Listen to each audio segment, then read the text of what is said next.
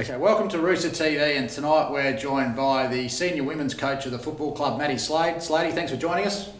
It's a pleasure to be here, Darryl. Winners are grinners, as we can see. We had a great win on Friday night against Norwood at the parade by 2 points. So if you can just give us your words and your thoughts on the game and what got us over the line. Okay, it was another gruelling game like the previous one. We don't seem to blow sides away. It's always within a kick, which has been tough. Unfortunately, that probably zaps the girls emotionally and physically. But look, it was a well thought out game. I mean, there was no, dips in our intensity, our attack on the player, attack on the ball, which was fantastic. I mean, our defence really stood up. They had quite a few inside 50s. Players like Amber Ward was sensational back there, as well as most of our back line. Our midfield worked consistently hard just to keep applying pressure so that balls weren't coming in really easily, and our forward line looked dangerous. When we got it down there, we probably just didn't give them enough supply. But you know what, when things got tight, the girls stood up, which is fantastic, and finally got that win against Norwood. Obviously, that was following up a 2-point win in the first semi-final, and Slade and I are starting to get some grey hair coming through. So hopefully, there's not another close one this weekend. But to have a consistent team with an unchanged lineup going into the prelim, that obviously helped. Oh, it did. Look, and there was no reason to change. I mean, there's players that are pushing for selection, and we make that known during the week that look, don't give up hope. Come out and train with intensity and enthusiasm, even if you aren't in the side, because who knows? Obviously, things can go wrong. Injuries can happen. It's a contact sport, but we have been fortunate enough. I mean, like any game, the last two have been really physical games. A lot of stoppages. The girls have come out of it reasonably sore, but they're managing themselves well. They've been pretty professional about their approach, and they've got themselves right last week, and they will continue this week. Well, we'll have a quick chat about the coaching group. You've got a couple of mates helping you out, and Nathan Steinburner and Eve Sibonala, who both bring something different to the table. Just give us a couple of words on your mates and how they've helped you out with your coaching this year. Oh, okay. Well, they've been involved for the last 3 years, so it's great that they've continued to support. Since our inaugural season. I guess Steiny's had a bit of experience in terms of he was an assistant coach at Central Districts, he's had some involvement with coaching footy. He's also a school teacher, so a great ability to be able to instruct, and he's got a great understanding of the game. Played obviously a bit of AFL football and a lot of SANFL football, so just a great amount of experience. He's been a tremendous backline player. It's probably an area that I didn't play a lot of, so it's fantastic to have someone that has a great deal of knowledge and experience in that area, and obviously a heap of success.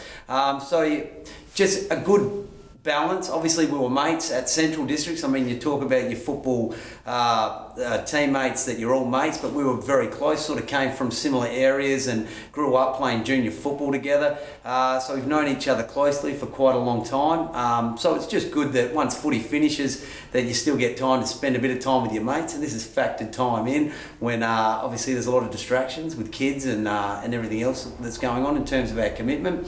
So it's good to be able to get them out and still see them every now and then, but they've been tremendous. I mean, just their ability to support me, but also add extra knowledge that, things that I miss or things that they see on game day, and they control their own area, and they've done a fantastic role so far. Yep, they sure have.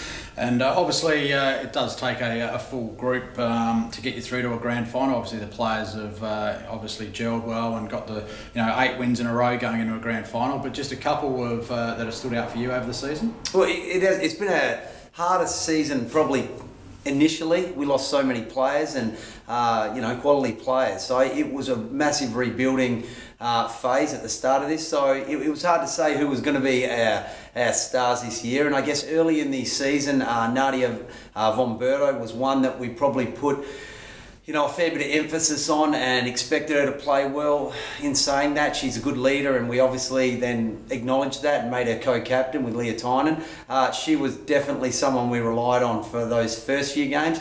As some of our other players have come back from maybe injuries and also found a bit of form throughout our midfield, we've been able able to rely on, almost equally across the board, which has been fantastic that we're sharing the load. She was our earlier, player that, we did rely on. Lauren Daniels then came into the mix since then, and so has Kat Reynolds. We've also had down back, it's been, it took a few weeks to just get the back line stabilised, and people like Sarah Ellis are just competitors every week. I guess the standouts for me would be Amber Ward has been sensational back there. Her ability to mark overhead and her ground ball second efforts, second to none. She's got a booming kick which clears the area and very accurate, so she's been great. But it's been pleasing to see people like Olivia Gallio, who hasn't had a lot of experience, come in and play a really important role each week, and Jess Eichner's been able to do that too. So it's been great, that back line developing over the year. And obviously we move on to the grand final, and our opponents in South Adelaide, who we had a cracking game against down at Noarlunga in round 4, where they unfortunately kicked a goal with about 10 seconds to go to beat us by a point. But quick words about the grand final and what to expect from the opposition. Look, we know South are a quality side. They've been consistently good for the last 2 years. They've sort of got every area of the ground covered in terms of their quick. They're pretty physical around a stoppage, but they feed out well to their outside runners who do move the ball fast. They can play a possession brand of football. They hit targets. They've got some, and they're pretty damaging overhead. So it's hard to, usually you can pick a side and identify their strength, but when their strengths are in all facets of the game, it makes it a little bit hard. I mean, in terms of our team and going forward, they potentially go in favourites. I actually like that. I think that we'll rely on 22 players as long as at best 22. If everyone plays, pretty much around their best, we've definitely got what it takes to win. As long as we can put that together on the day, and it comes down to our preparation leading in, get a few things right, and then just, attack the game and play with intensity, and, like our last 2 games, we don't give up and then play it out right to the end. We're definitely a good chance. And just details for the game, obviously we're down at Glenelg, which is ACH Group Stadium these days. At 4 o'clock, we're against South Adelaide. It's following the Port v Glenelg men's game, which starts at 1:10. Obviously our men have a week off, so if you've got nothing on Sunday, we'd love to see the red and white supporters down there at Glenelg Oval. We've got the guys next door in the function room making a banner, and as we know, they make the best in Australia. So the vibe's up, the players are excited, and hopefully we can get a win and get another cup in the club. Definitely, we'll be working hard to make sure that happens, Darryl. We'll see how we go. All right, thanks, Slade, and all the best. Not a problem. Thank you.